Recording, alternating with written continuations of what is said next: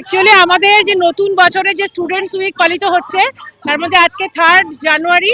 আমরা 2026 স্টুডেন্টস উইকে আমরা পালন করছি যে অ্যাওয়ারনেস ক্যাম্পেনিং হচ্ছে বাল্যবিবাহ রোধ, যে পার্সোনাল স্যানিটাইজেশন হাইজিন এবং হাত ধোয়া, হাত পরিষ্কার রাখা, এই সমস্ত সব নিয়েই আমরা আজকে বাল্যবিবাহ রোধ এসব যে সমস্ত সাবজেক্টগুলো আছে সামাজিক যে একটা সচেতনতা বৃদ্ধির জন্য এই পদযাত্রাটা আমরা স্কুলের মেয়েদেরকে নিয়ে করছি আজকে সাধারণত।